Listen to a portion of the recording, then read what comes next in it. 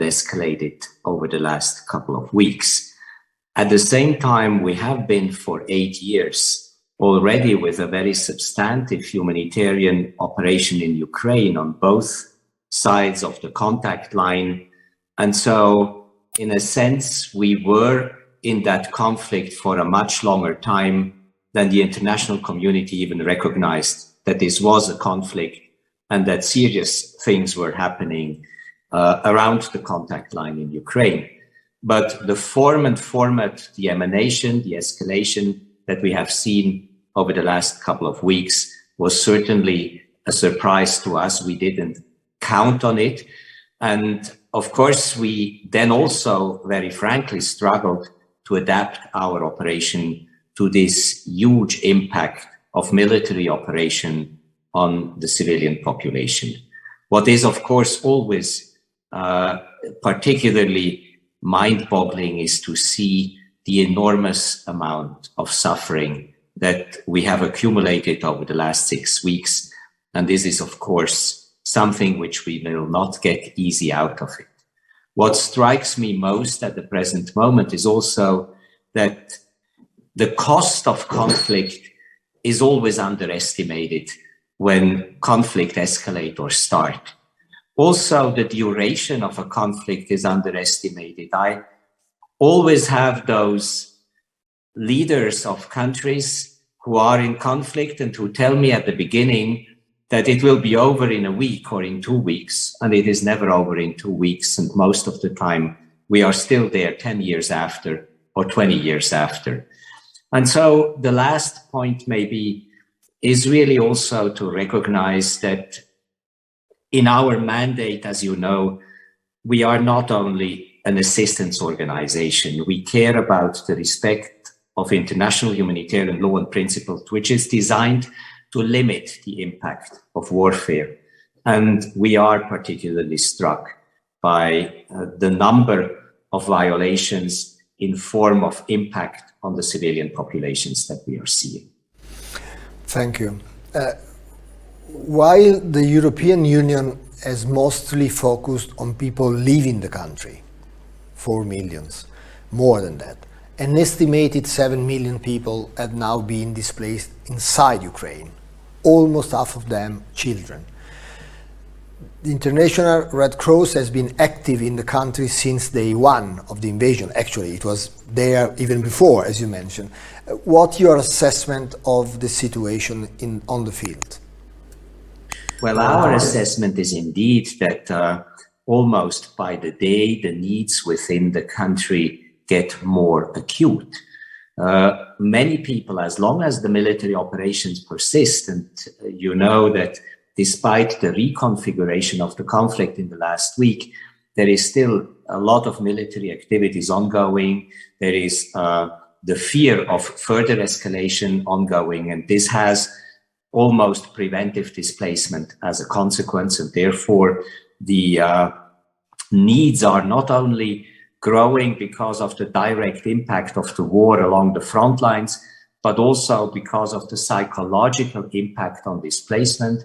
And as you know, this has been, since the Second World War, probably the largest displacement crisis on the European continent. If we calculate those who are formerly refugees going out of the country and the internally displaced together, this is a huge humanitarian crisis at which we are looking at the present moment. And therefore also the struggle together with in particular the Ukrainian authorities, but also the respective authorities on the other side of the front line to mount a humanitarian operation which assists and protects adequately.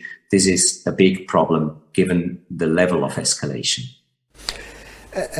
More than, as I mentioned, more than 4.5 million Ukrainians have left their country, so they are refugees.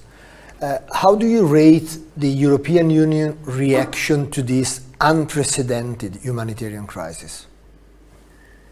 Well, I must say I have been impressed not only by institutionally the response of the European Union, but also by European societies who were extremely welcoming and in hosting and assisting those who came out of the country. And I have always said over the last couple of weeks that this should be the standard over which we also hope to see applied towards other important refugee movements around the world. I think it's great to see the level of engagement. It would also be great to see similar or same levels of engagement when displacements are happening in other parts of the world. That's a good point. You have recently been both to Moscow and Kiev. Let me ask you, President Maurer, do you see any hope for a truce in the short term from your experience? Well, one side is, do we see any hope in a truce? And truces are very much political decisions, political concepts. And in that sense, it's difficult for me whether I see hope or not hope. This depends a lot on the contacts between the parties, on the facilitation of truce between the parties. And you know that first and foremost, the facilitation by Turkey in Istanbul is, I think, the biggest hope everybody has in the world, that peace talks or truce talks are advancing. What I think in our line of work, which is really the respect for international humanitarian law as long as the conflict persists and also beyond, we do see hope in the quality of dialogue that we entertain with Russia as well as Ukraine to make progress on such important issues as prisoners of war, civilian detainees, on the management of dead bodies, on other core areas of international humanitarian law. Progress will always be slow, will always be difficult, but I do see positive engagements by the government of Ukraine, but also the Russian government with us in order to hopefully mitigate a little bit on those very critical issues of the Geneva Conventions, the suffering that we are experiencing and Ukrainians are experiencing. We have been, over the last 2-3 weeks, gradually uncovering atrocities committed during this conflict, as in many other conflicts, but probably even more. What can we do, looking at the future, to prevent mass atrocities to take place? Where are we wrong? I mean, we keep saying. From the perspective of the International Committee of the Red Cross, of course, there are two major areas of work preventively. One is definitely that if international humanitarian law, as it was intended and as it is written down in the Geneva Convention and the additional protocol, were respected, we would see a considerable less amount of suffering.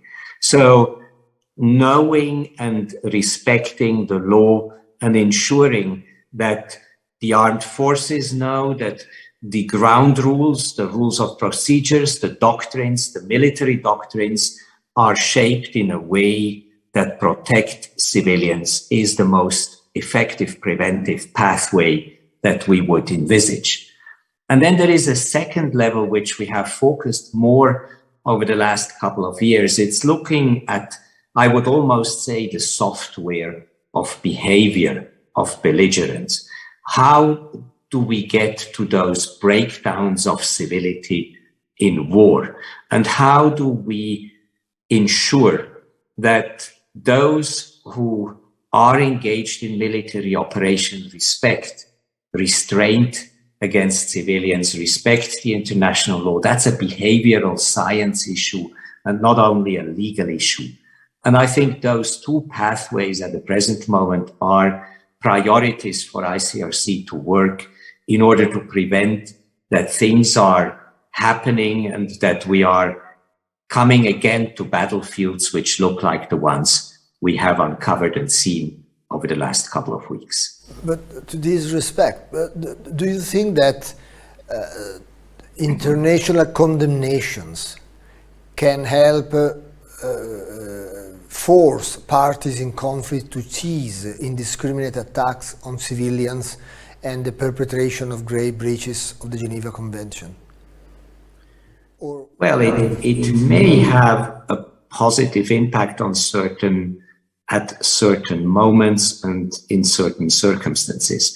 But you know that from an institutional perspective, again, it's not what, as a priority, the ICRC pursues.